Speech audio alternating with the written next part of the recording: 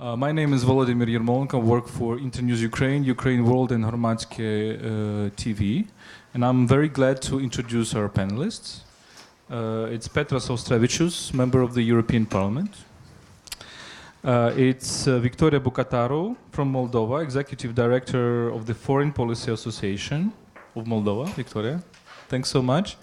And Gia Nodia, Caucasus Institute for Peace, Democracy and Development from Georgia. We're also waiting for Rebecca Harms, member of European Parliament, who will come later. My first question will be to Petras. Well, the three countries we are representing. I'm a moderator. I think I will express some ideas about Ukraine too. But we are representing Ukraine, Moldova, and Georgia, and there is lots of talk about, you know, this kind of different approach, different speeds in the Eastern Partnership. So, do you think that the Eastern Partnership is still an initiative that can bring results? Should we differentiate between various countries? And if yes, for example, imagine if we should take Ukraine, Moldova, and Georgia in one basket, and Belarus, Azerbaijan, and Armenia in the other. What should be the higher level of integration? Petras, what do you think? Well, thank you very much for a possibility to approach this great audience. How much time do we have? Because I will have to run after. Yeah, I know. Therefore, I'm asking you first. Excellent. Indeed, I do appreciate this very invitation to join this panel and this event, and I'm looking forward for continuation of this kind. Indeed, I should probably start from very classical things, coming on political dynamics and developments in Eastern Partnership countries as well in Europe, as telling you very simple things, but they are obvious. Well, in politics it's never boring, and the situation in associated countries is very dynamic. And it was and it will remain. I mean, I think we are simply doomed to those tendencies, generally speaking. I do appreciate, by the way, the differentiation principle of differentiation applied to Eastern Partnership countries. They themselves simply fall into different categories. I can't compare, for example, Ukraine with Armenia, and, for example, Georgia with Belarus. I mean, these are different countries. I mean, there are countries which have chosen the path of reforms, and there are some of them which are much slower and having different understanding and probably perspective. And there is one country which is falls apart from this basket. It's unfortunately our neighbor Belarus. But as long as Batka is in charge of, not the president, but Batka of the nation, in charge of Republic of Belarus, I do not expect any major change. So that's why let's not make fantasies about seeing them as something. I mean, the concept of Eastern Partnership should remain. I mean, invitation should be extended. But we have to deal with real politics in this regard and take this talk as it is. Well, probably three major points on Eastern Partnership countries plus. In all of them are pro-European governments, I mean, or coalitions. They call themselves sometimes for good reasons, sometimes not really. I try, I mean, to explain my like-minded people in Moldova.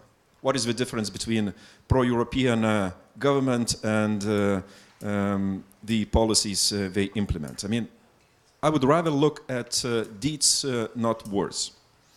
And I mean, unfortunately, in some countries, the public is simply taken by this. We are pro-European. That's it. I mean, whatever policies they do and implement, it's pro-European. It's not true. It's simply not true. I mean, you might be in Eastern Partnership even plus, but not necessarily implementing pro-European policies and the course of Europeization of your country, because it simply goes against some very fundamental principles as rule of law, for example. Secondly, very often association agreements implementation agenda is overshadowed by highly sensitive political reforms. For example, it become almost a tradition, electoral system reforms. And of course, I mean, it creates almost a parallel world, a system of different situations and new urgent priorities and so on and so forth. Very often in those major debates, European cause is somehow pushed aside and very strategic interests, especially related to, Rebecca, you're welcome, take the central position. So that's why we're not in charge of those. I mean, once it happens, I have to admit, very often we are on the sidewalks of politics in those countries, and European agenda is simply pushed aside from the agenda in general. Thirdly, we should note, I mean, that there is a major lack of political elites' commitment towards progressive reforms, fight against corruption, and reforms in judiciary. And of course, I mean, this kind of the lack of understanding or sometimes reservations, I mean, they contain some slowdown or major slowdown in sectorial reforms and delaying association agreement advance. There is a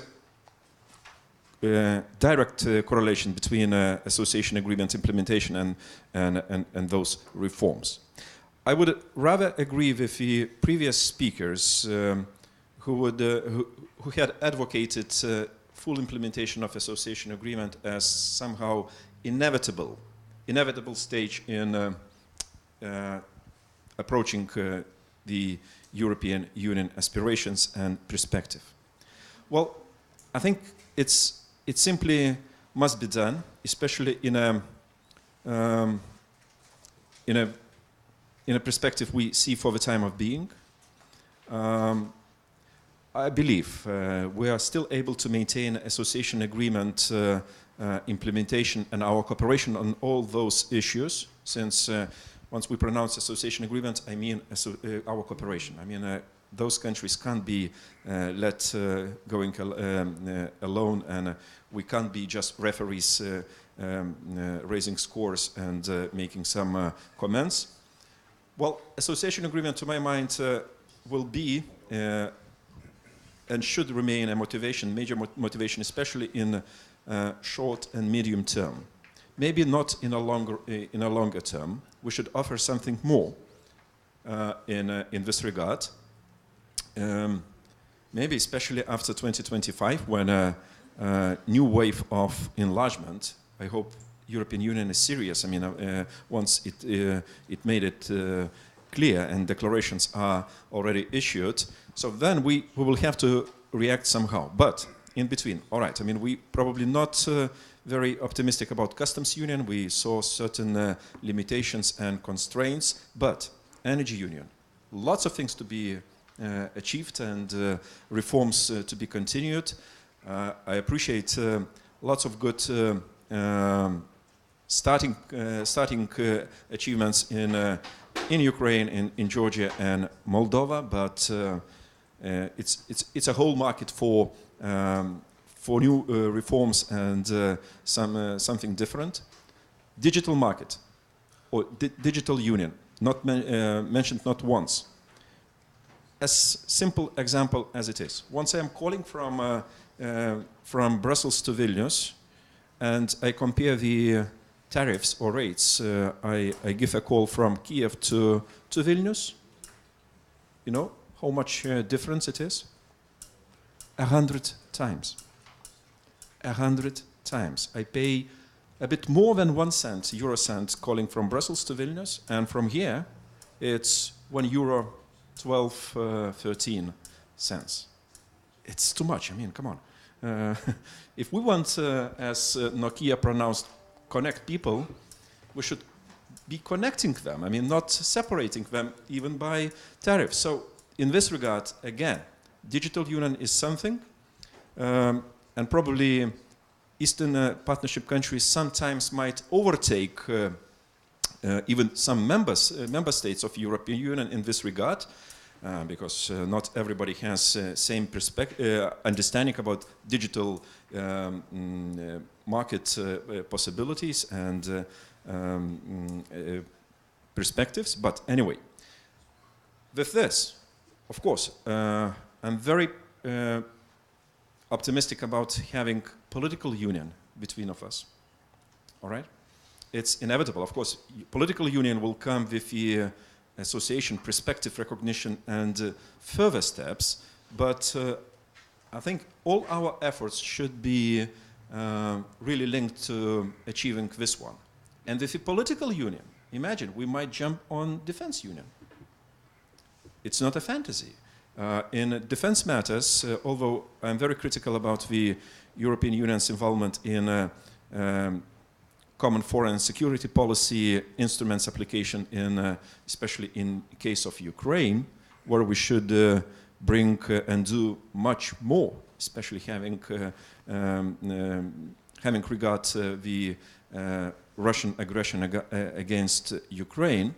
But nevertheless, I mean, there are more things which should probably form our cooperation even on this. And Eastern Partnership countries is just a part of us. I mean, part of cooperation we are talking about. I mean, on EU side, we're not stuck on positions we had before. Couple of examples. Good thing is that finally, from formal application of conditionality, we started to apply it in real life. Finally. How long, I mean, the conditionality was just a principle in agreements and kind of the point, I mean, from time to time raised in bilateral or trilateral issues. Moldova is, again, it's a very good example. Once this, I would say, political conditionality was applied, in spite of all kind of the concerns raised from Moldova's political circles that it might ruin country, that we are behaving in a not partner-like way. But, you know, this principle more for more, I think it sounds good. But it's not about quantity. I would rather translate this principle more for better. I think we need quality.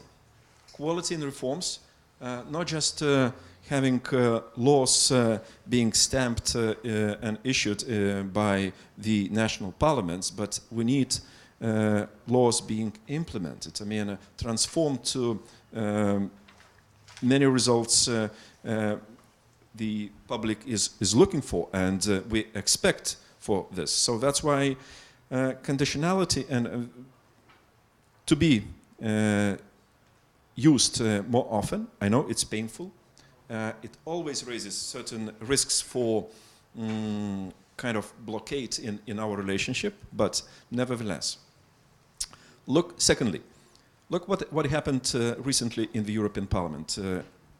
The European Parliament is finally taking more and more powers, which are, by the way, given by Lisbon Treaty, but nevertheless, we made a decision to have progress reports on Eastern Partnership countries, mostly advanced, Ukraine, Moldova, and Georgia, right?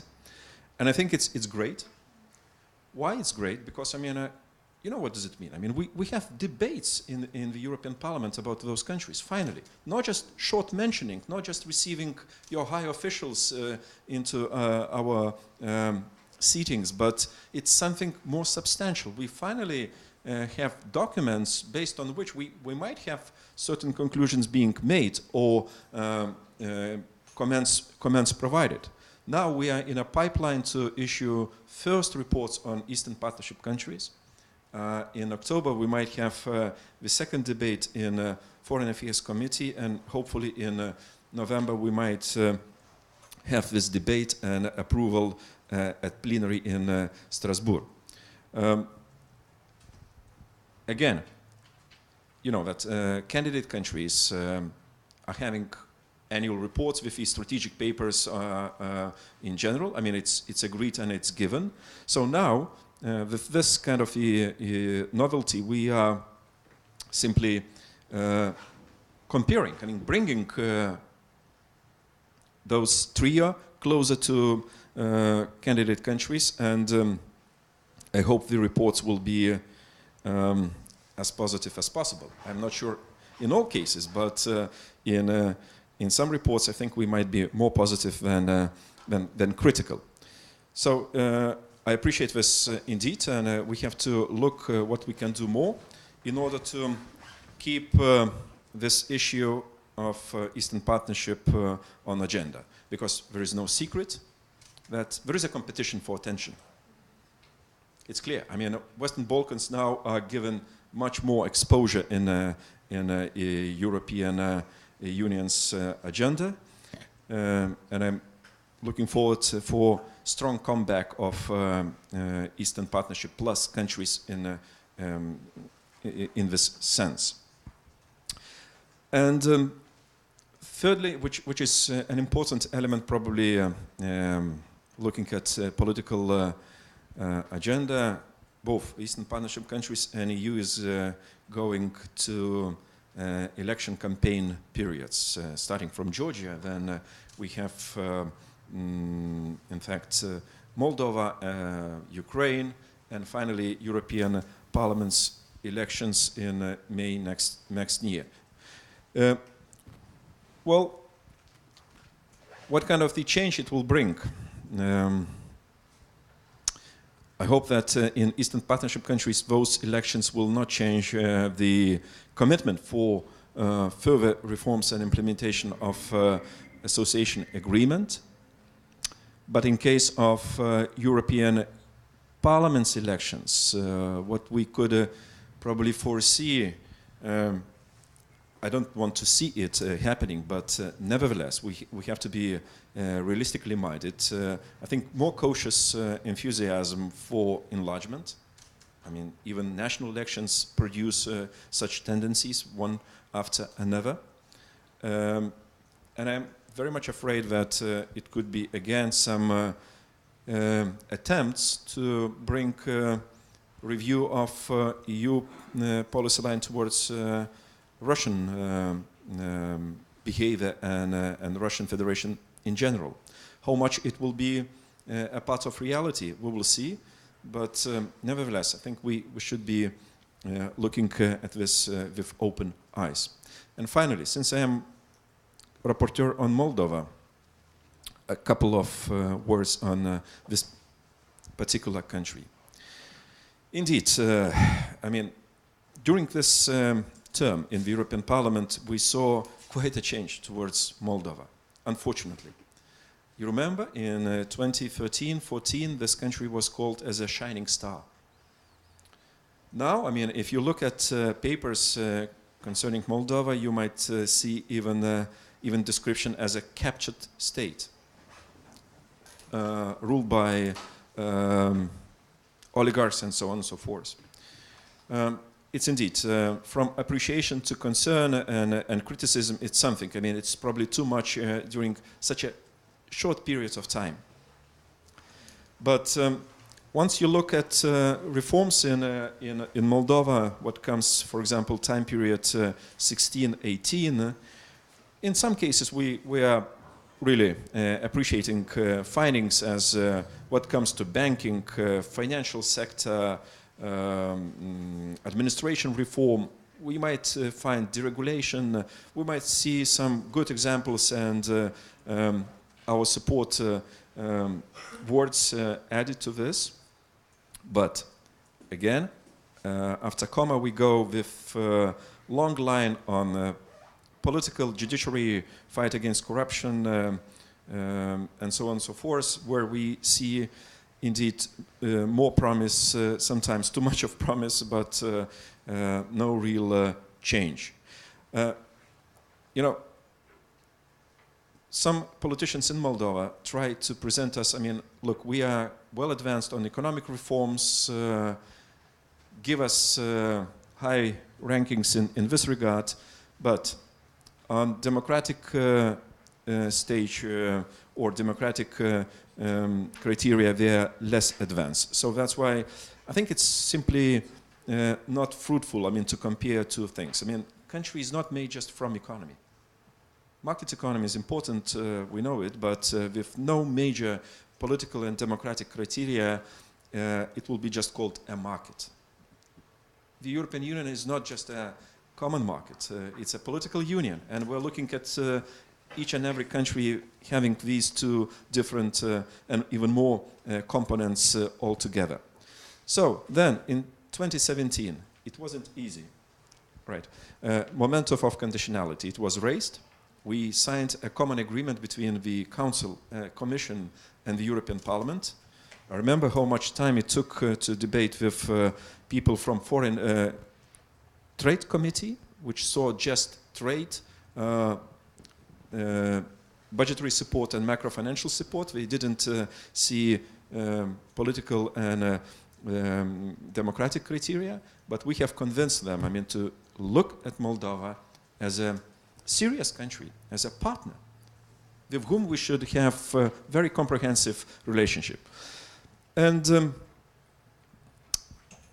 report in November will be not very positive about Moldova. I'm sorry to say. Not this time. But what we try to do, I mean, making it clear, again, we stay ready for partnership. And of course, it will be not easy exchange, especially after a decision on invalidation of Chisinau municipality mayorship elections, after approving this fiscal amnesty package. Well, things to be debated, disclosed, understood, but nevertheless, I think the message for the Moldovan public is that we regard this country as on a European path. Might be some stoppages, but things may change when politicians change. Thank you. Thank you very much, Petras. Let me welcome also Rebecca Harms, member of the European Parliament and co-president of Euronest Parliamentary Assembly. Let me maybe follow up to Rebecca, and maybe you will follow up to what Petras said. On the one hand, do you feel also disappointment about Georgia and Ukraine as the same as you probably see in Moldova? But the second question, do you think that EU and this Eastern Partnership Plus countries should proceed to like more integration in some other fields? Because Petras mentioned even so ambitious fields as defense union or political union, but what comes to my mind is information issues. I mean, all the countries will be facing election. We expect Russian interference. We know that the Russian propaganda disinformation is the issue in all these three countries. So maybe there should be more cooperation on this level. Rebecca, what do you think? So I'm still a lot under the impression of my 3 days with members of Ukrainian Parliament, because we had our parliamentary association committee traveling so with the Ukrainian colleagues and us in this time in Western Ukraine, and today we spent the day in Kiev. And it was not planned, but as Rada agenda changed, we all together then followed the address by Petro Poroshenko to Ukrainian nation. I felt it an interesting moment for the Parliamentary Association Committee, so for this mixed group of parliamentarians from EU and Ukraine, to follow together his ideas and his reasons for changing Ukrainian constitution and bringing into the constitution the clear words on future of Ukraine as a member of EU and NATO member. And I know that at home in Germany and probably also in Brussels, many people might say this is not the time to talk again about this. But for our discussion, and one of the questions you sent to me was what leverage the EU has on the partner countries in all those processes Petras described. So for this leverage, it matters that the EU decided when the states, the partners, asked membership, the EU decided to give association agreements. And so this was a fundamental decision. I could easily now explain to everybody again, but you know it also why this decision was taken in this way. But to undergo these deep reform processes without the clear perspective of membership makes the whole process for those three countries much more difficult than it was and is for countries like Bulgaria, Romania. Let's also mention Hungary or Slovakia. So it's a difficult transformation process, and to decide not to give the clear membership perspective also from the very beginning made the role of the European Union in this a bit doubtful.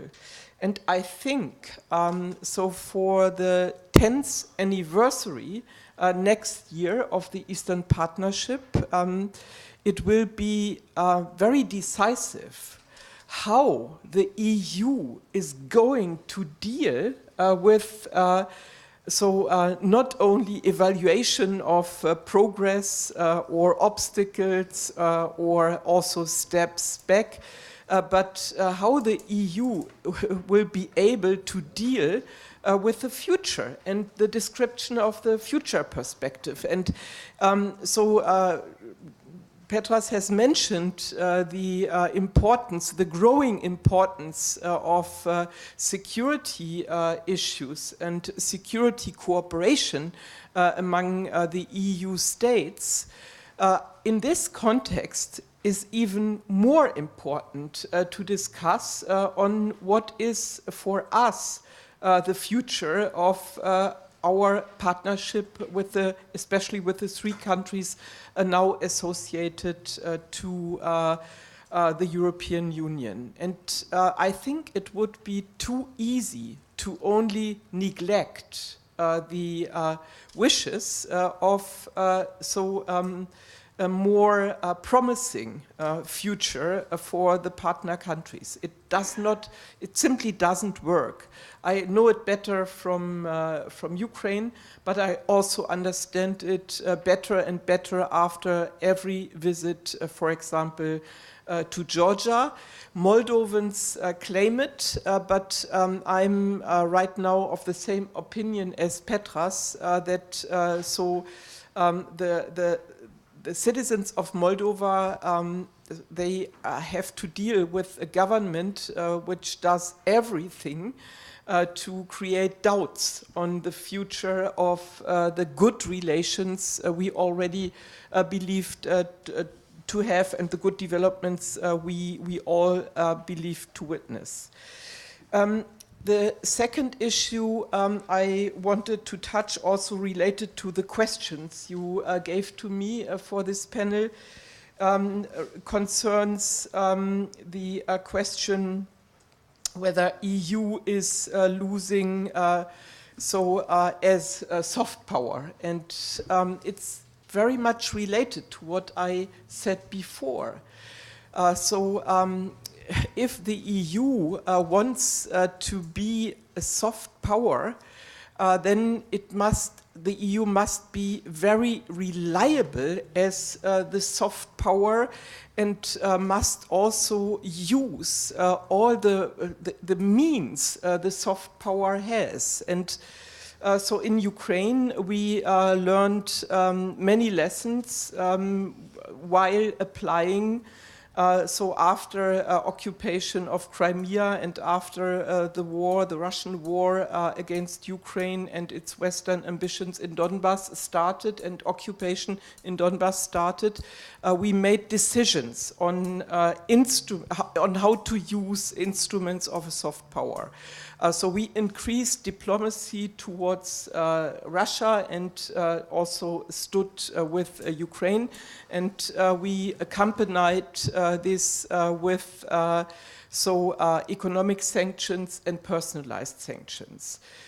In the same moment when EU had decided those sanctions, the discussions in the EU started whether this makes sense or not. And these discussions continue year by year, and from one council decision to prolong the sanctions to another council decision to prolong the sanctions. So not to mention that Georgia, for good reasons, is coming to Brussels and asking, because of certain recent escalations in Ossetia and Abkhazia, to also think about targeted sanctions against people who are responsible for violence and even murder on the occupied territory in Georgia. And as a Green, I very much like the idea of soft power and other means than military means to achieve your targets. But EU is, for me, in a way, not decided how they want to play this idea of a soft power. And in addition, I have to mention that in the EU, the whole security discussion, which was in the beginning very much related to Eastern Europe, to Ukraine, not that much to Turkey or to Syria as it is today. It was not at all related to Trump. The whole discussion on increased security investments and defense investments in the EU were started in NATO with Barack Obama. Yeah? But from the very beginning in the member states, there was also a strong political debate and movement against all this. So the question what defense and security means for the European Union, what also this means for the neighborhood and how those citizens and governments in our partner countries feel that we are ready to really stand for what we say. I think we have a lot to be discussed, and I hope that the 10th anniversary of the Eastern Partnership will be the point towards which we are also trying to clarify our positions. The third question, and this is the last I would like to answer from your questions, was about it's possible to overcome the oligarchic system. We discussed, like always, when we are visiting as members of the European Parliament, Ukraine. Meanwhile, we discussed, before we made our common resolution, on all the issues of fight against corruption in Ukraine in a quite intense way. I think it's important to tell you that after I'm now a member of the delegation to Ukraine since 15 years, I have a good overview how those discussions developed. And this is quite important that in between the parliaments and the parliamentarians, we have ongoing exchange on sensitive issues like this fight against corruption. The fields on which we have to develop this fight more than it has been done already. The fields are, I think, two. So we have, on the first hand, we have really to go through all those institutional reforms with certain priorities around judiciary and like it is in Ukraine, the whole public sector has to undergo these deep reforms to close the space for corruption.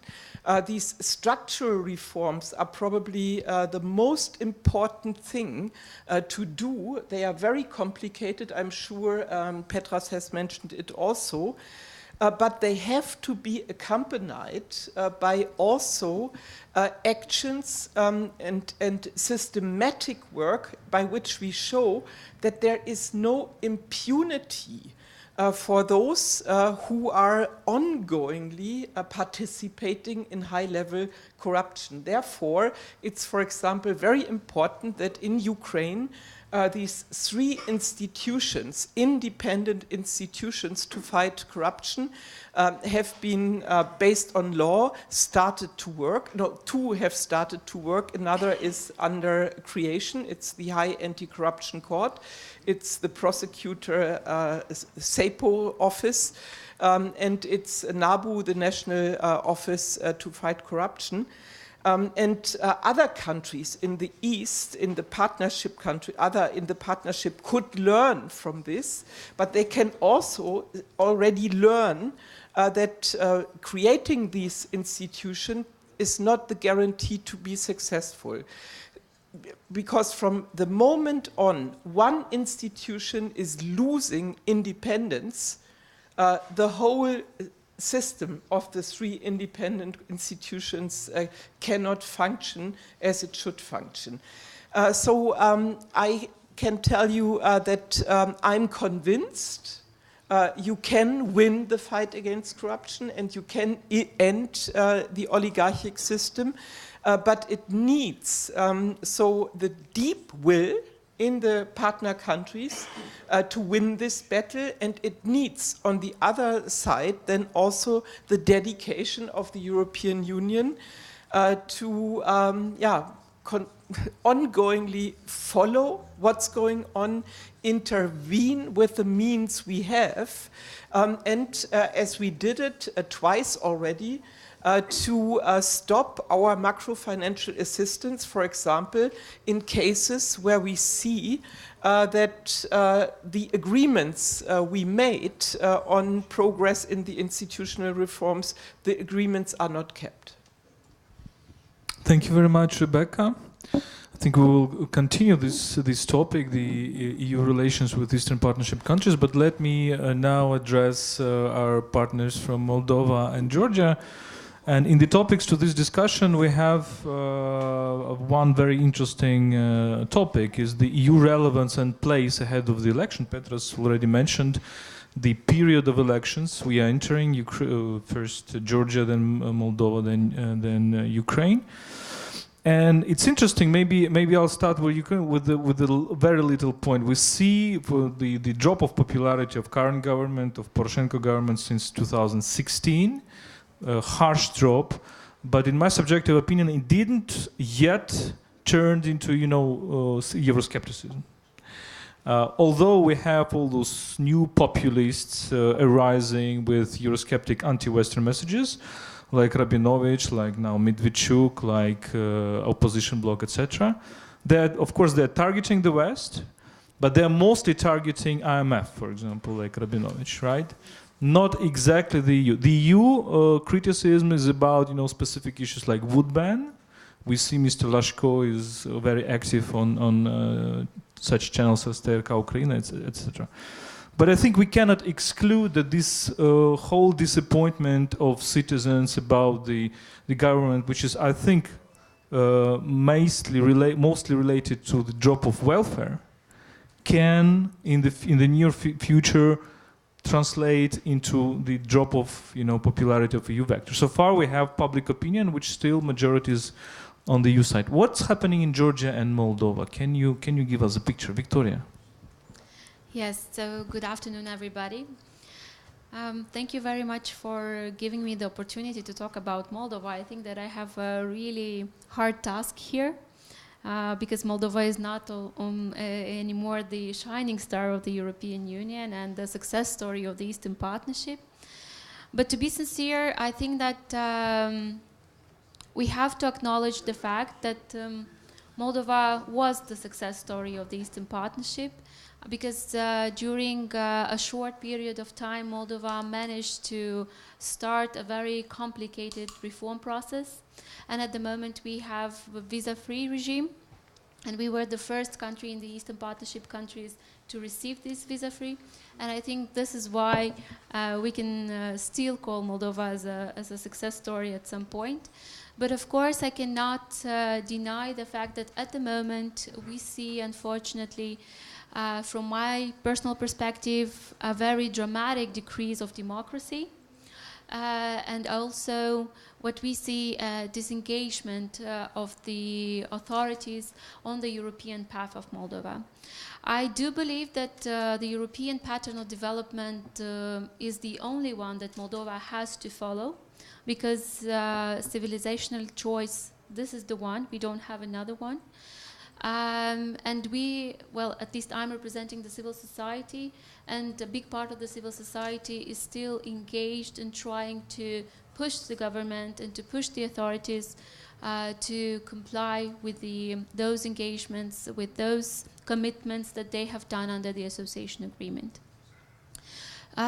When we are talking about the popularity of the European Union, I must say that looking at the public opinion polls, we still have a situation where the popularity of the European Union is approximately at the same level with the popularity of the Eurasian Union. We still have a society which is divided, and I think that this is also due to the messages which are coming from the domestic actors. And here I would also emphasize the fact that when we are talking about propaganda, we shouldn't say and we shouldn't think only about the external propaganda, but we should focus also on the domestic propaganda, which I think that it is a higher threat at the moment for Moldova than the external one. Also, talking about this, I think one of the points that was mentioned in this panel is about communication and how we are communicating the European vector. And I must say that till June, mostly, the Moldovan political ruling elites, if I can just put them all together, the government, but also the political parties which are the ruling elites at the moment in Moldova, they were officially stating that the pro-European vector is the main foreign and domestic vector of the Republic of Moldova.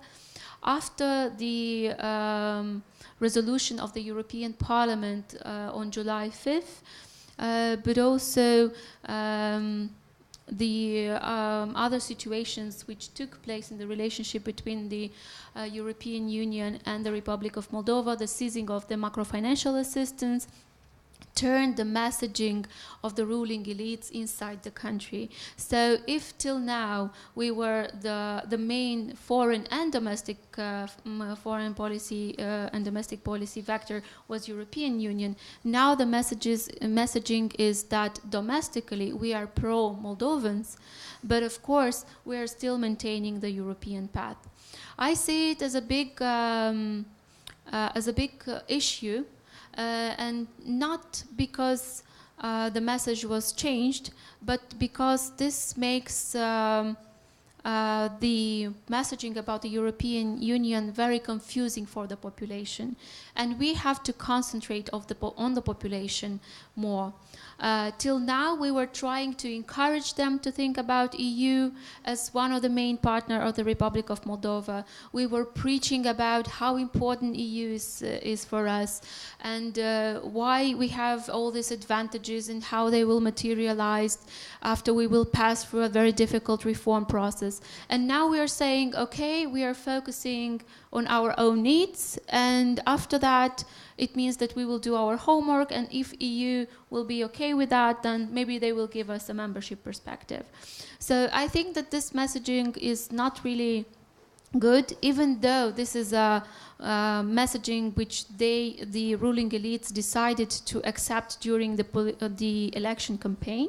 But still, I think that during this half of a year before the elections, it will confuse a lot the citizens of the Republic of Moldova, which I think that are already confused to the other propaganda which is coming from outside, and we already see that with the domestic events that are happening in Moldova. Also, I think that what we are noticing in Moldova at the moment, it's not only we're talking about pro-democratic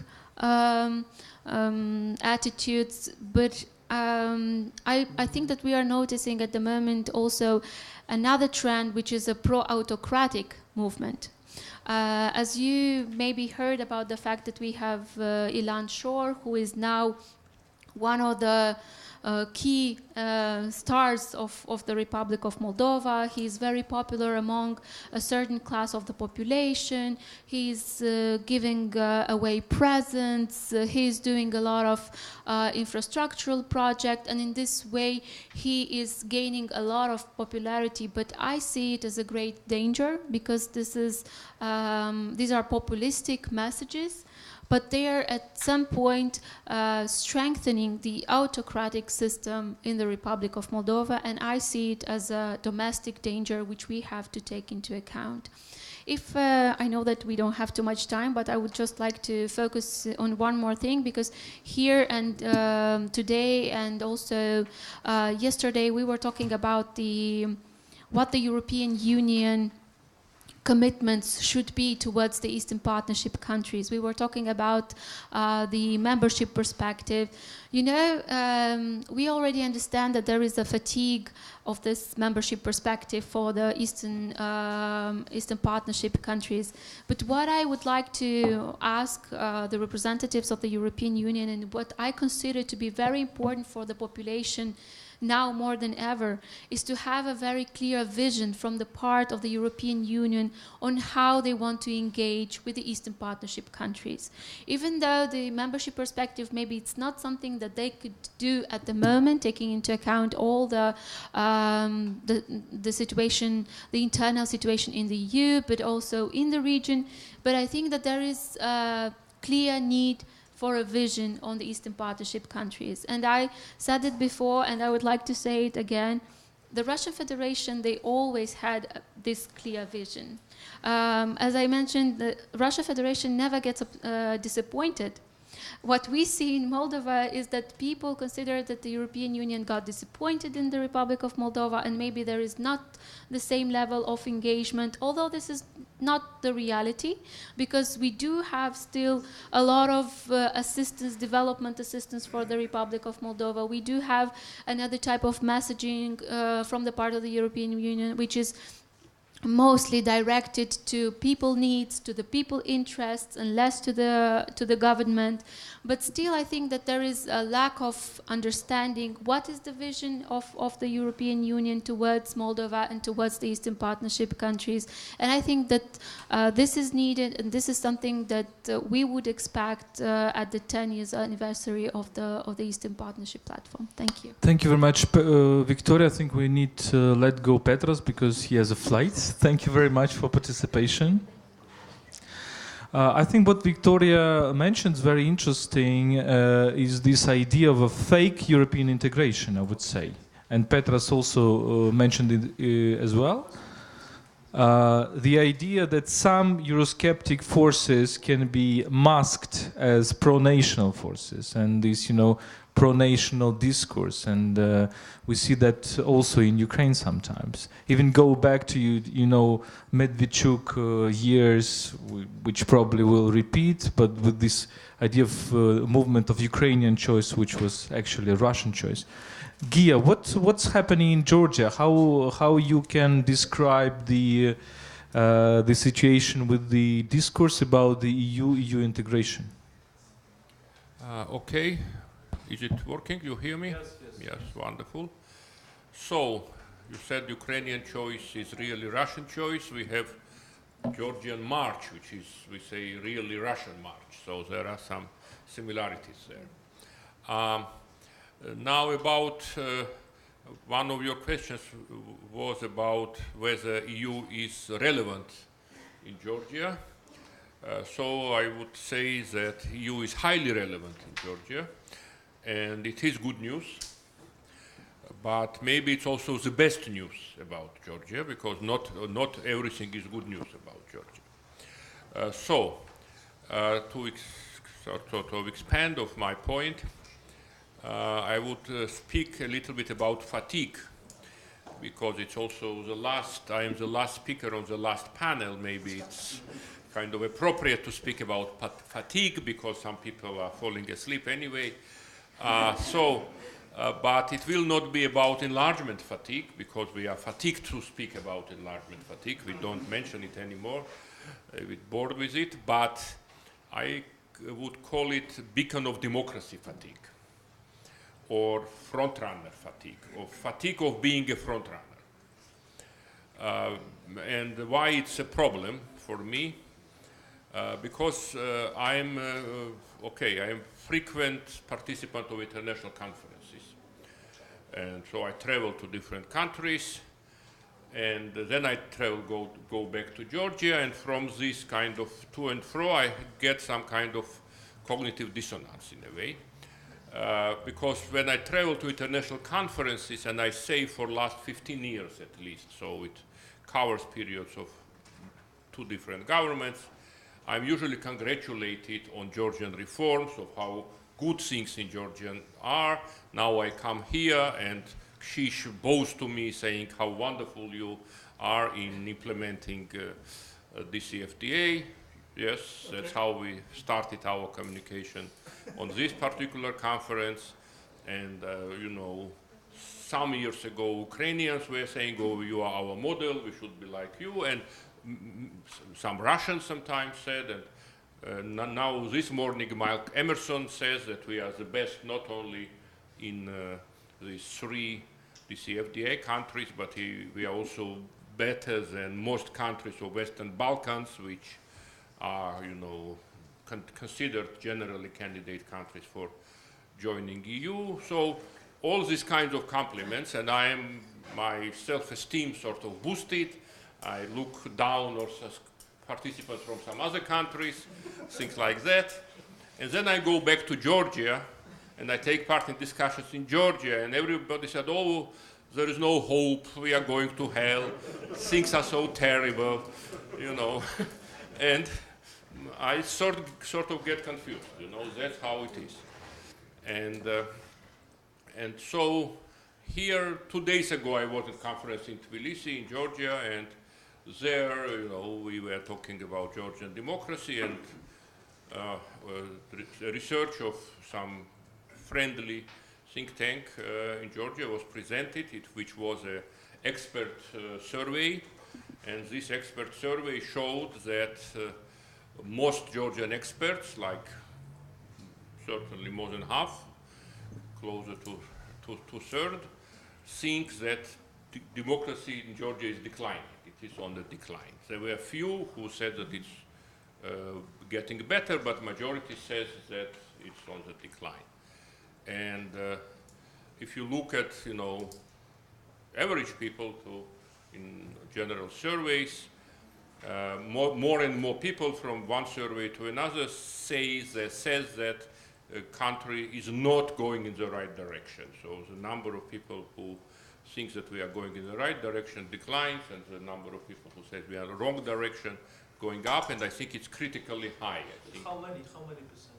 Yes, I don't remember exactly, certainly much more than 50, and I think it's a little In Ukraine, it's always 80%. Whatever 80. happens, yes, No, 80%.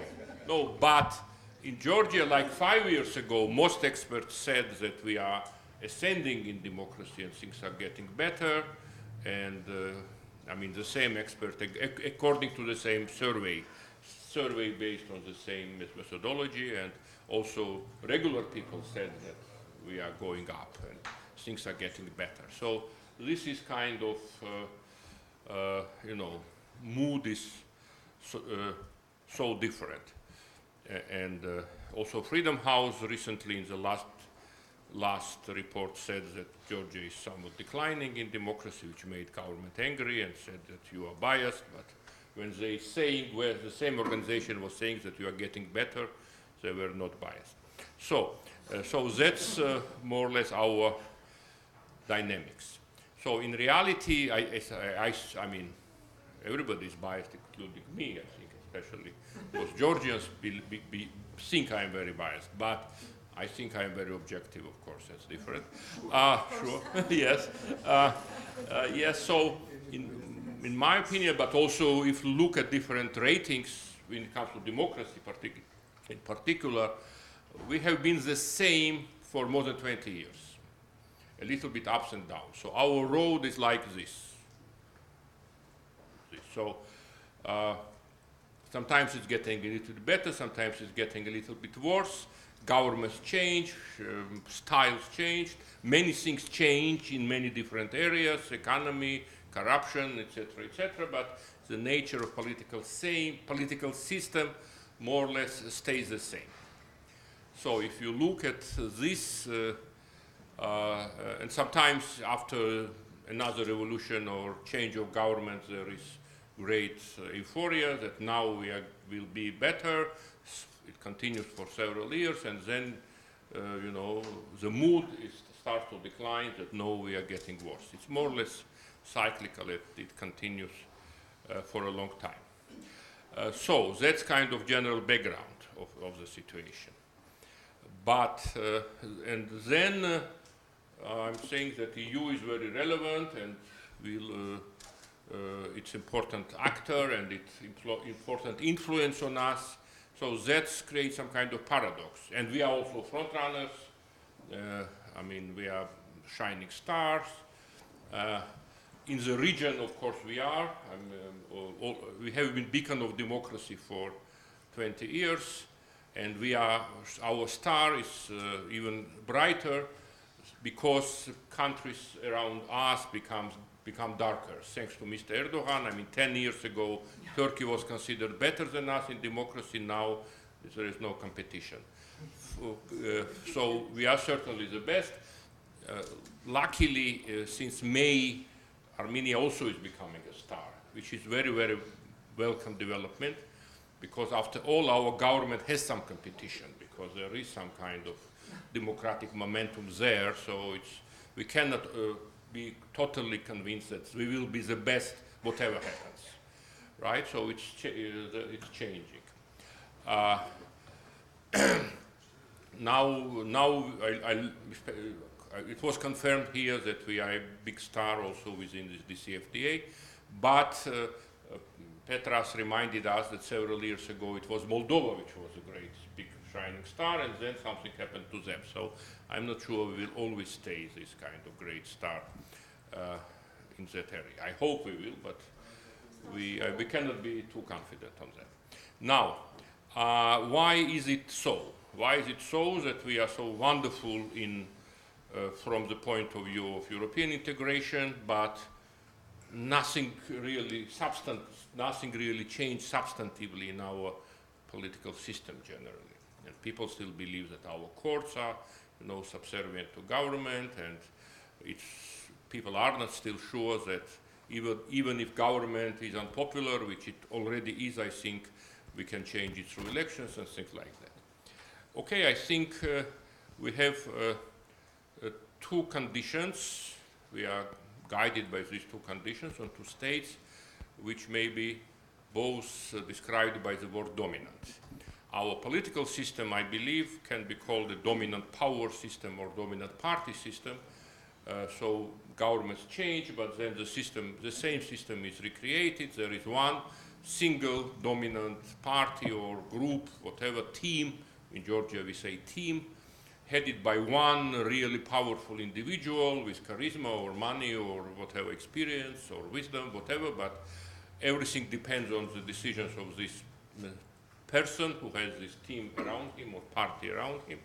Parties change, leaders change, but the system remains. So, and this group or this team really controls everything. It has typically, not always, but as a rule, some constitutional, very big majority in parliament. It controls all municipal powers, which are nominally independent, but really kind of follows the lead of the national government, and it has real kind of effective control of the courts, etc.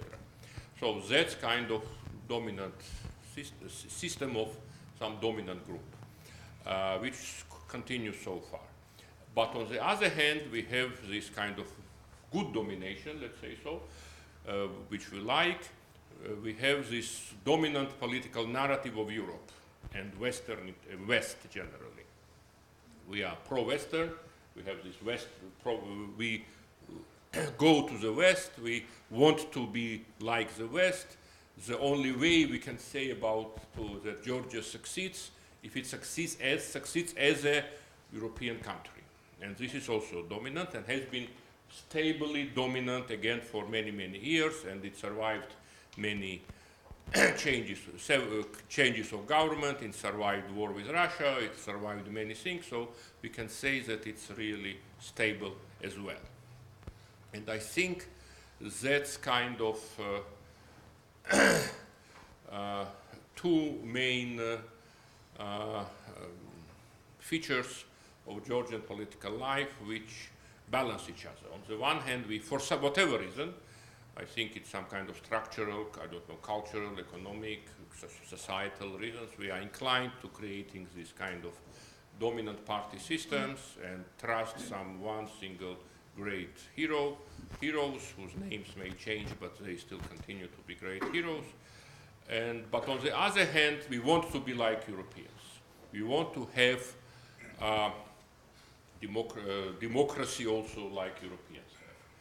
And because of that, I think that second feature makes Europe as an actor very relevant in Georgia. So, those governments, again, does not matter, current government or previous one, they never have a real counterbalancing power inside the country. Opposition is usually weak and, somehow fragmented. Civil society is very active and vibrant, but has no roots in society. It cannot mobilize society around issues. So sometimes the church is considered the most important balancing power, but sometimes it's more successful than other, and it's not really so much concerned about democracy anyway and human rights, sometimes to the contrary. So we don't have these balancing powers inside. But because we want to be Europeans, Europe is an important actor. So we listen to Europe. Governments don't need sometimes to listen to their own people. Sometimes they do if too many people come together on Rustaveli Avenue, which is like Maidan here, so then they have to listen, but if people go home, then they can stop listening. But we cannot afford not to listen to the West, let's say so, and now to Europe. And therefore, there is this kind of balance of our kind of inclination to centralizing power and consolidating power within a small group, and also kind of allowing democratic freedoms. So I think I can bring two examples, important examples from recent years. One was about media. We have this traditions that any government tries to not monopolize media fully, but control most popular media and most influential media. But there is Rustavi too, which is oppositional media, kind of. It's not about whether it has good programming or bad programming, it does not matter, but it's the main voice of the opposition. So government does not like that, and it tried to, through courts and kind of proxy businessmen, to take control of this oppositional channel, and it would have done so if not for European Court for Human Rights. It was Strasbourg, European Court of Human Rights, which sort of suspended this decision of Georgian courts, which was final on all levels. Everything was already done, and the government should take credit for complying with this decision of the court. So, and European Court, thanks God, takes lots of time to make a decision. So this company is still there and continues its poisonous programming. I mean, poisonous from the point of view of government, of course. So Europe is relevant. Second specific case is constitution.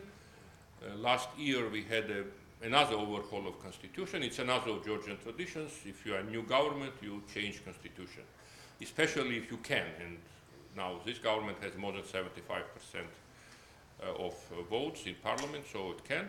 And so it did.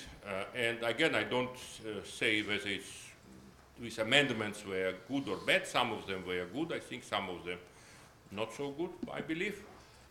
But the main thing is a process. By definition, constitutional change in the democratic country should be a result of broad consensus, broad discussion. Formally, of course, there was discussion, but in essence, government, okay, opposition of parliament is the main thing, but government considers opposition as kind of subhuman, really, or criminal.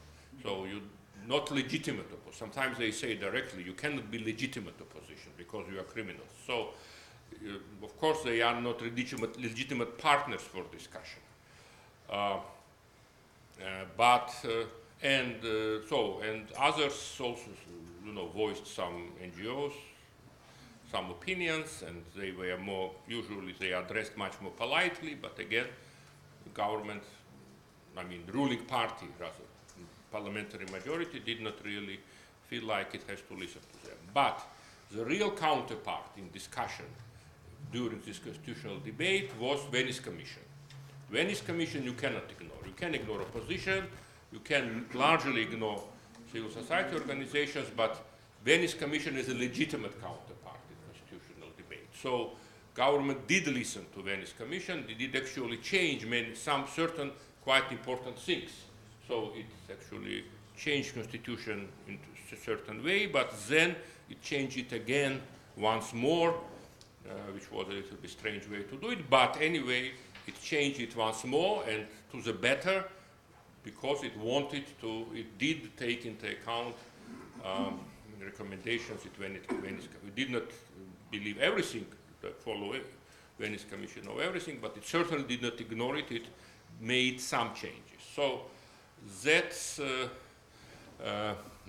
shows that if we are, as I say, continue to be beacon of democracy, Europe helps us a lot to stay in that wonderful position. But it's being beacon of democracy without ever becoming a democracy. That's a real problem. We are just better than others, better than our neighbors. I don't think we are better than our partners in DCFTA area. I think we are on the same level when it comes to democracy. But we are stuck more or less for the last 20 years on this kind of level, which we have real freedom of expression, but of course the pro-government media has certain privileges. Again, I'm not talking on current government only now. I talk about our tradition for the last 25 years. Opposition parties are also very vocal and active, but government never respects it.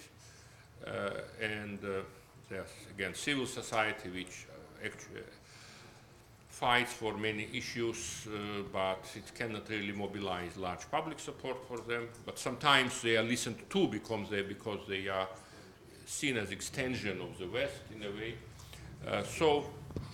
And that allows us to be much better than, considerably better than some of our neighbors, which is very good, and I'm very proud of it. And I think what most valuable valuable thing about this uncertain condition is that society gradually changes. We have more genuine activism in our society. We have somewhat better capacity of society to organize itself.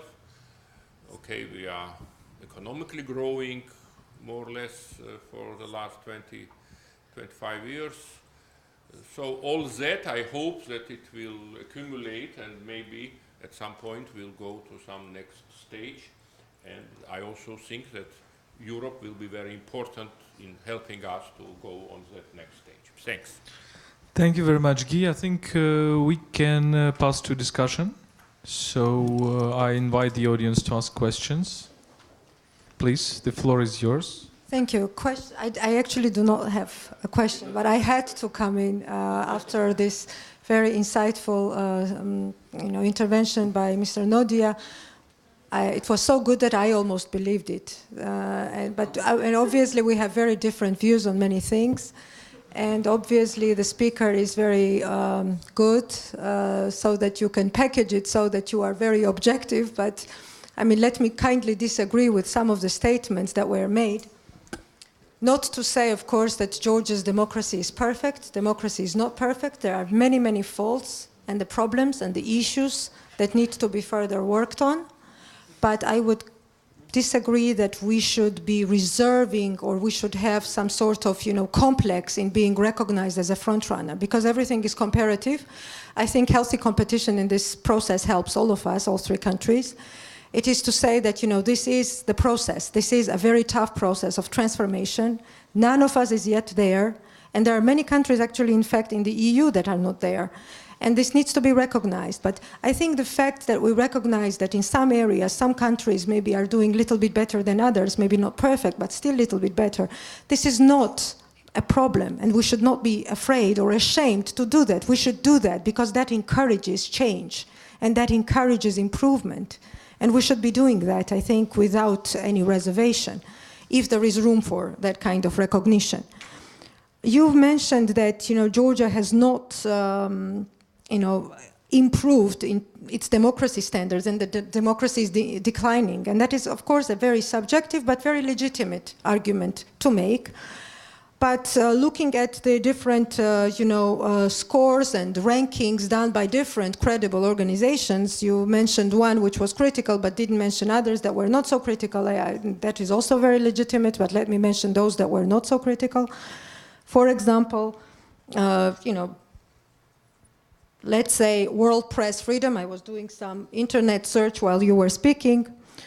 Georgia in 2000, press freedom obviously is very important. Georgia has improved its score over the last even 3-4 years, not to say anything about longer period of time, and it scores better than Croatia, than Hungary, than Greece, Albania, Bulgaria, and other countries. Global competitiveness index, Georgia scores better again than some of the EU member states and the candidate countries. Corruption perception index, Georgia scores better again, being 46 than Italy, Croatia, Romania, Greece, Montenegro, Hungary, Bulgaria, other states. So this is not to say that, I didn't mean to bring these statistics here and to show off. It is not to show off. It is just to say that we have to have a right perspective and we should try not to lose balance, because criticism and the objective assessments, which are sometimes going to be painful, because especially if you are in the government, you are responsible for processes, so of course you will take criticism, with certain, dissatisfaction. Nobody likes to be criticized, at least I don't like to be criticized, but I take it. But it has to be sort of balanced and without losing a sense of reality. Thank you for recognizing the fact that, or recognizing certain positive changes, such as in terms of constitutional amendments that were taken into, the Venice Commission's recommendations being taken on board. I just have to say that also civil society's recommendations were taken on board. You said that civil society was ignored. I do not feel that they were ignored.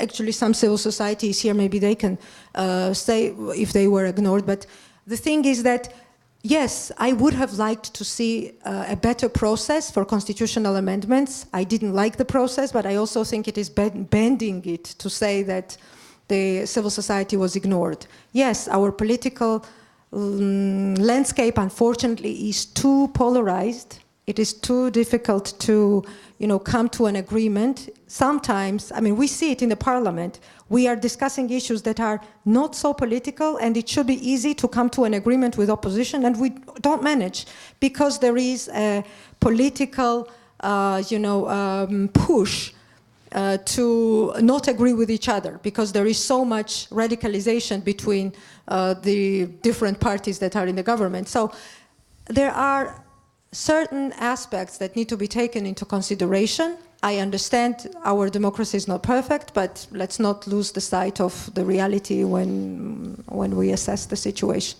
Thank you very much for this comment. I will take a few more remarks and then I will let speakers reply. Yes, please. Thank you. I think the panel really presented the diversity within the avant-garde group in the sort of Eastern Partnership. And what we see are the three narratives. Listening to the intra-Georgian dialogue, it's clear that the level of discussion in Georgia and vis-à-vis other actors is different. So this is sort of this sort of schism inside the Georgian political discourse. With Moldova, Victoria, you said that it was just a matter of recent decline. In a way, the preconditions for that, for the pro-European orientation, were already there in 2012, if you want to look. So it's not just a sudden story, it is a gradual sort of decline. And from that point of view, said it was a success story. Yet the story is very complex, and we are trying to apply just one label to complex processes. And being a patriot in Moldova was to have the pro-European orientation and not to criticize the government, which should have been criticized a long time ago. And vis-à-vis Ukraine, if you are a Ukrainian patriot, you criticize the government right, left, and center, to the big frustration of European officials who say, please say something positive, especially to people who don't know much about Ukraine. So three different types of patriotism and what it means to serve the sort of national interest, especially in relations with vis-à-vis the EU. So perhaps my final, this leads to a question to Rebecca. What's your advice on these very different sort of approaches? And what we are dealing with is a complex issue. Unfortunately, the previous speaker is not, your colleague is gone, but he, for example, rapporteurs have an incredibly difficult job to basically synthesize complex processes and deciding what they focus on in the progress reports as such. So, vis-à-vis three different stories, what's your advice to the partner countries in terms of what's the best narrative? Thank you very much. More comments, remarks? Yes, Mitro? Thank you very much. Just to continue with the comment and the question. What is the criteria for judging whether we are front runner or not front runner? Whether we have, as we say in Ukraine, zrada or перемога, I don't know, bad thing or good thing. Basically, everything is going in the right direction or in the good direction. I think, we are discussing quite extensively also in this conference. I think we come back and back to this issue. We very often we don't have basically proper research and proper assessment, and we ask European Union for giving us this assessment. Because, frankly speaking, to assess corruption, level of corruption on the Transparency International Corruption Perception Index, it is a methodology, but it is a flawed methodology to a very large extent. It is questionable. There's a debate about it. And actually, to remind, European Union itself invented a very interesting corruption report issued several years ago, presented by the European Commission, assessing all the member states and giving assessment based not on the perceptions mostly, but mostly on the more kind of objective criteria, or when people, how many times people really kind of meet corruption in everyday life, and you can prove it. with more evidence. But interestingly enough, it was only one corruption report, then the European Union discontinued this exercise for pretty obvious also political reasons. But I think that this kind of methodology can be applied for our countries. And we actually, our countries, I think, should ask for that. Because otherwise we are stuck in exchanging perceptions. For the government, the perception is that we are doing very well. For the opposition, perception is that everything is like hell. Civil society, frankly speaking, is also divided, for instance, in the Ukrainian case, because some people would rather stress on one side, some people would stress on the other side. And we just exchange perceptions. And perceptions of the people might not coincide with some other indicators. People think that economy basically is not developing, GDP is growing. And that's it. And we expect that the European Union would communicate about its gains, but frankly speaking, society has very clear expectation from the European Union, and association agreement and DCFTA, improvement of the living conditions, improvement of the welfare. GDP is growing, but people don't perceive their living conditions improving. So basically, frankly speaking, to comment on Volodya's, frankly speaking, I'm not really sure that we will not see drop of popularity of the European Union for the coming years in Ukraine. I think that we might follow the European suit here. The closer we go to European Union, the less popular it would probably be. And that's what I said. And we will be a normal European country gradually. But unfortunately, I think to a very large extent it has connection with what kind of criteria we apply when we speak, when we assess our progress, and we need to find some consensus, some evidence-based objective criteria in order to find the consensus. Otherwise, we just have very kind of big question about political perceptions and just expressing and trying to persuade that everything is very bad or everything is very good or probably not. Probably not. Thanks. Thank you, Dmitro, and you. Maybe last comment, and then I will go give the floor to speakers. My comment may actually kill this discussion. I'm going to do something very rash, and I'm going to share with you a thought that I had as Gia was talking. What came across in what you were saying was this very, very deep conviction that Georgia is a European country. And Lasha Togushi also has this very deep conviction. In fact, he says this most days, if anyone is listening or not listening. And it just struck me, this year is the anniversary of the 1918 moments when in the Caucasus and other countries there were independent governments as a result of the breakup of the Russian Empire. And we're going to be sort of remembering this at the Assembly of the Civil Society Forum in Tbilisi in December. And it strikes me that the governments, first of all, the governments which arose for these weeks or months or whatever it was, were very, very progressive pro-European governments. And this came about because actually, and this is the paradoxical thing, the Tsarist Empire was actually a European empire.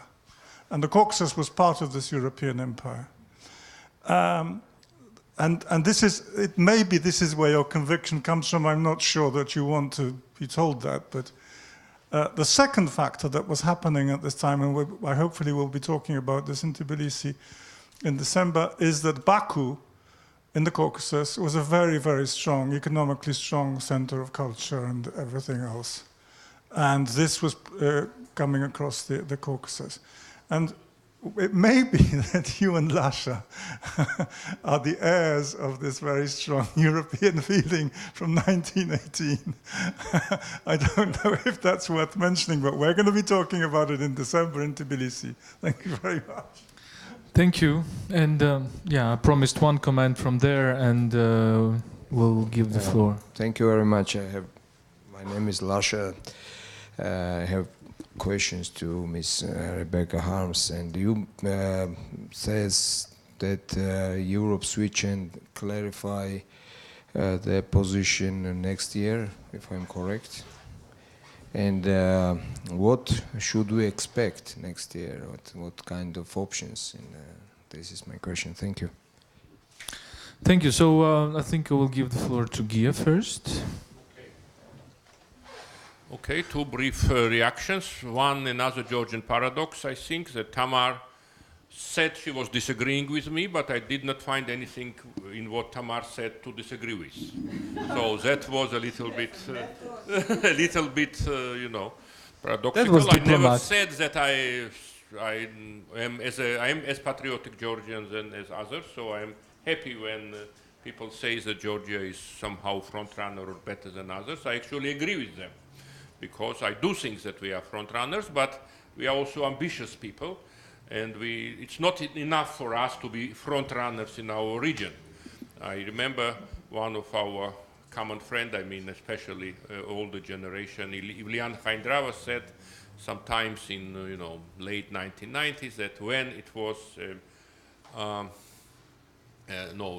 times of national independence movement in late 1980s or something like that, I presumed that when we become independent, we would be like Portugal. He said Portugal because Portugal at that time was the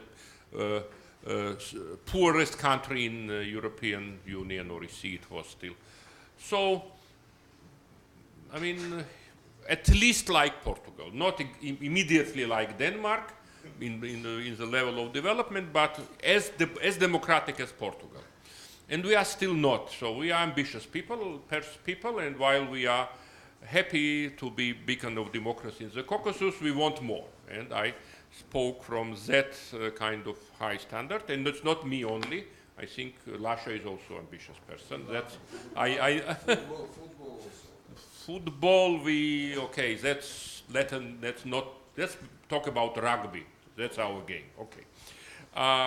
And I agree with all those. Ratings. In ratings, we sometimes look very good, but people in Georgia are still very critical of our situation. And when I said that democracy is declining, it was not my kind of personal opinion, but as I said, it was opinion of Georgian experts, which maybe know Georgian democracy better than some international rating organizations. Okay, we can argue on that. So, and I never said that government fully ignores not only Constitutional Commission, but in general civil society arguments, but it can ignore it, and sometimes ignores it when it feels like ignoring it. But sometimes it takes them into account, because civil society is not like everywhere where civil society is weak and cannot punish government. If civil society is strong and can punish government, then government. So I'm not criticizing government, I'm just describing our political system. So, and to Christoph, I completely agree as well. So I'm agreeing with everybody. Yes, I think we are, me and Lasha and maybe Kacha as well, are heirs of 1918 Republic, in the sense that I believe, and I actually wrote an article about that like 20 years ago, that our pro-Western orientation really stems from that time. Before that, I mean, Europe, Tsarist Russia was sort of European empire. It's our way to Europe through Petersburg, etc. But after Bolsheviks came to power, we started to say, Russians, they are Asians, hordes, Mongols, and we are real Europeans. So that changed our mentality a lot. But talking about 1918, the problem is that 1918, 1921 was still more democratic country than Georgia since 1991 to 2012. And that's unfortunate, I think. And also for Armenia, Azerbaijan, those republics were more democratic countries than Armenia and Azerbaijan together. we may discuss it in December. Thank you. Well, it's very interesting for us Ukrainians to see this perspective, because I think for Ukrainians there will be few people who would say that Tsarist Russia was a window to Europe for Ukraine. It was the other way around sometimes. Yeah, exactly. Rebecca, the floor is yours. Yeah. So one remark on this last idea. I read during my summer holidays a book called The Eighth Life, written by a Georgian writing in German, Nino Haratischvili. And I found it very impressive how she is explicitly dealing with this impact, long-lasting impact of what happened in between the Tsarist and the Soviet period and after. And I think it's better than many history books, also for Westerners, to understand what really happened and what has impact until today. But this was not the question I was asked. So there were several questions, and I will try to answer. And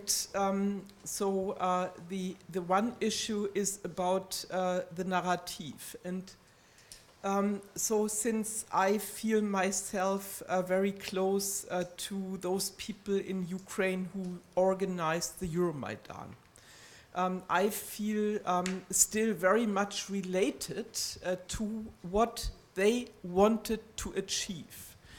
And this sounds maybe a bit strange, but the main wish, which was told me by probably hundreds of Ukrainians on the Maidan in winter 2013-14, was always, we want that Ukraine becomes a normal state. And a normal state is not a state without problems, without corruption. So a normal state is as ugly as sometimes Denmark. So the Browder case now has a continuation in the Danish bank, and there's a huge scandal about money laundering, so from Russia via Estonia to Denmark. So a normal state, even if it's so beautiful as Denmark seems to be, has problems, will have problems. And so what I would like to underline that for me, so the normal state requires, and I have to admit I'm a very convinced parliamentarian. So I think parliaments and the way how parliaments are functioning are very decisive for the quality of democracy we achieve. And what I see as a real problem in the Eastern Partnership countries, which is also making it more complicated to become a normal state, is that this polarization always continues. You are always,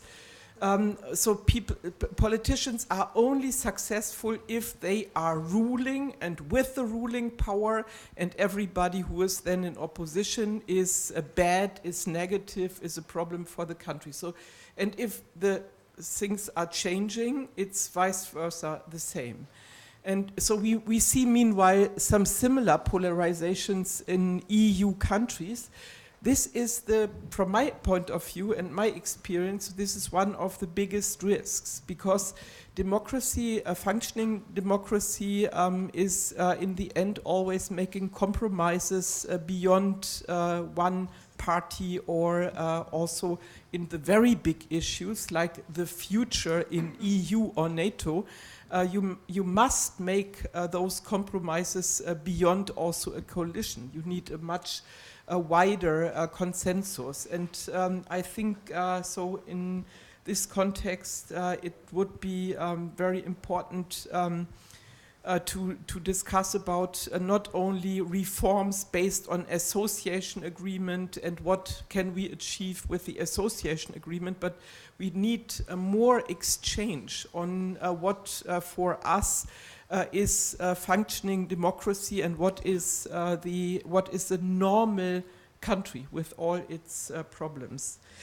Another question was whether the EU, what the EU is from my point of view, what is necessary for the EU for the next anniversary of the Eastern Partnership. I very much hope that the EU is not going to do the same mistake as before and during the Eastern Partnership Summit, because there the main fight was to kill any wording in the resolution for the summit on perspectives to the EU. It was no word about membership. It was so nobody in the Eastern Partnership countries, in the governments, meanwhile, dares to speak openly about the wish of membership. It's already very much reduced. So we should, for the 10th anniversary, we should be much more open for those perspectives, because I think in times of escalation, real escalation around those partner countries, we simply can't refuse this perspective. So we made all our experiences with Turkey. And nobody knows today in Brussels how to find a way out. But I must say, for me, so working a lot in the Eastern Partnership and in Turkey, I feel meanwhile very uncomfortable that in spite of the fact that membership perspective is for Turkey, so regarding the last 3 years in Turkey, is not at all any longer compatible with what we have in the treaties, in the European treaties. So what's going on in Turkey is in conflict with everything we have in our treaties, but we keep it. So for some interests of the European Union. And in the same time, we are killing all discussions on future perspectives for countries which obviously are in need for these perspectives. That's what I would like to say. Thank you. And Victoria? Yes, I cannot disagree with Katarina. So I fully agree with you that it is a very complex process, and I also agree that we are not talking about only this summer that practically destroyed somehow the relationship of the ruling elites with the European Union. We are talking about a long-term process, and I do remember Stefan Füle. When the first crisis in Moldova happened, he was so surprised. He was in Chisinau and he was saying, I cannot believe that this is happening. And it did happen at that point in time, because there is not a very good understanding of the realities in the Eastern Partnership countries, and this is missing from the part of the European Union. We have to have people who really understand how the processes in these countries are going on, how the institutions are functioning, how the political elites are thinking, because even though we are talking about new class, new political elites, these are the same people who still have Soviet thinking and Soviet ideas, and you really need a lot of time in order to change the political culture and the way the institutions are functioning. And regarding the success story, as I mentioned, indeed, it is very complex, but still I wanted to recognize the fact that at some point in time there was a commitment, and there was a clear commitment from the part of the political elites, but also from the part of the institutions to do this reform, and they have done it. The fact that it was not sustainable, this is something that we see at the moment. And the criticism, of course, the criticism has to be there all the time, and this is also one of the roles of the civil society. And To be sincere, when the bank theft, the 1 billion theft happened in Moldova, we, the civil society, when we were discussing the difficulty of the situation, we acknowledged the fact that we as civil society also have done a mistake. Because when the implementation of the visa liberalization plan was in place and the negotiations of the association agreement were developing, we were seeing some kind of shortcomings of the governmental institutions, but it was an understanding between us, maybe not to be so critical in order not to spoil the European path of Moldova. And now we understand that this was maybe not a very good position, and that we do have to be critical when it is the time to be critical, and to encourage the government and to help the government when it is really needed. Thank you very much. Maybe someone still has a remark, reaction to what Metro was asking about the need of objective, criteria for measuring, like corruption, etc. Can I? Sorry, it's actually it's in continuation of what you are saying with your remark, because I will come back to what I mentioned previously. We have similar problems in all three countries, but we are somehow so focused on talking only about Moldova. It's again about oligarchy groups. They exist in all three countries. It's a problem that should be acknowledged, because I feel that we are doing the same mistake as we did in Moldova. And I was from the minority of those who are criticizing in 2009 and 2010 the problems of dividing the state institutions between the political parties, controlling, politicizing them, and having a clear demarcation where is my influence and where is not my influence between the political parties. So unfortunately for Mr. Filat and for us, there is only one oligarch who is now controlling everything, because he was smart enough to take in the very beginning the control over the prosecutor office, which ended up with Mr. Filat being in jail for many different reasons. So my point is that we should really be objective, and we should not use double standards when we are speaking about similar problems which right now exist in Moldova, Ukraine, and Georgia. Let's be honest. Let's face this reality, and let's find tools in order to fight with monopolization of institutions and with vested interests which are controlling the process of reforms. They will not disappear if we are not talking about that. Thank you. Thank you. Rebecca, you have a reaction? Yes, so I don't know what Petras said before I came, but so I would say the Moldova story was a very good lesson for the European institutions.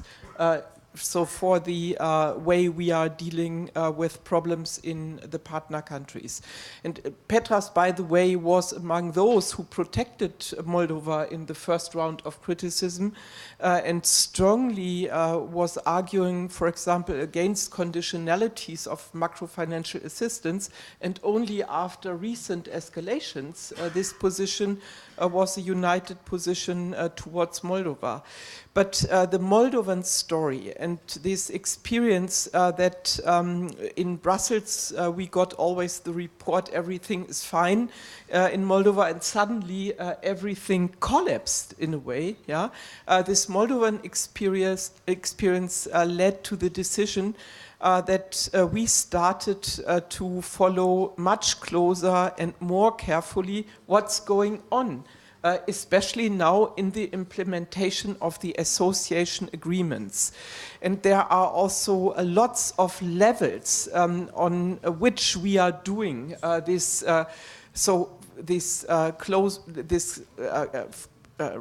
Evaluation and evaluation process and exchange process. There are so many possibilities created meanwhile to meet and to check, and the debate, especially also on Ukraine, is much more precise and much tougher than it has ever been. You can imagine what happened when already last year the macro-financial assistance to Ukraine was stopped and the country lost the money. It was not postponed and came later. The country lost this money. This helped a lot for the next round of implementing certain agreements which they had with IMF and with the European Union. So all the decisions so recently on the High Anti-Corruption Court, but also now, today, yesterday and today on the Central Electoral Commission, so that's suddenly happening, those decisions, is the result of a very, very close monitoring and exchange and cooperation on those issues. And I think we could do even more and could become better in this process from the side of the European Union. On the other hand, my deep conviction is to become a normal state can not only depend on EU institution monitoring process or Venice Commission. So in the end, so the citizens in the three countries are decisive. I see, I mentioned it only briefly in my first remarks, but I see, for example, also I say it to Tamar, with a huge acknowledgement, I see the more lively and more honest exchange which we have in between the parliamentarians, especially also meanwhile in Euronest. I see this as a very important bridge, but also because I'm convinced that so the citizens and the parliaments are the core or the heart of in this democratic process. And we make this experience often together, and so I think for Georgia and Ukraine, this exchange is much better developed than, for example, sorry for this, as with Moldova. Thank you. Few more remarks. Everybody's tired. Just a little remark maybe from my side to what Rebecca said. It's very important now to follow what's happening after this MFA program, new MFA program, because what I've seen from the media, no top media was mentioning any conditionality. So as if EU was giving money like that, you know. I think in Kiev, so in the institutions, everybody knows it meanwhile. And I think it's important. On the other hand, so sometimes I'm also wondering how much are we demanding in Brussels for the little money we give compared to sums which we have transferred to other countries. So it's a process which also from the European side has to be balanced, yeah, especially as long as we close any door or window for a future in the European Union. Thank you all. Let me ask for a very brief final comment. 1 minute. 1 minute each. Victoria. Well, it's quite hard to say a final comment afterwards. I really hope that at least our ruling elites will understand how much they will lose in case they will not change the messaging, and in case they will not preserve the European path of the Republic of Moldova, because as I mentioned, I think that this is the only pattern of development that Moldova can follow in order to really become a democratic country, which we are definitely not at the moment, but also in order to ensure the welfare for our citizens. Thank you very much. Gia? Okay, I may address the issue which Dennis raised about oligarchy. As a political philosopher, I am a little bit unhappy with this term because oligarchy means power of the few, while in our two countries, Moldova and Georgia, we have power of the single person, a single person based on money, but only single, and only true oligarchy we have. Whatever. But the only true oligarchy we have in this area is Ukraine, where is oligarchic pluralism now. Whether it's we're the shining star of oligarchy. Thank you. Rebecca. Ukraine.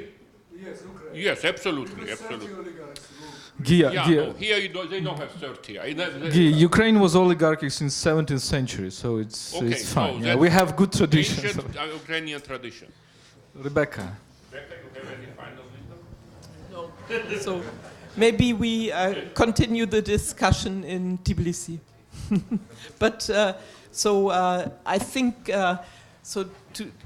according to what I read in this book by Nino Haratischvili, I like to say that once something has been embraced by the East, it will never be again without the East, and so the East embraced the West of the European Union, and I think you decided the right thing to do with us. Thank you very much. Thank you to all the panelists, Rebecca, Gia, Victoria, and Petras, and thank you for the audience.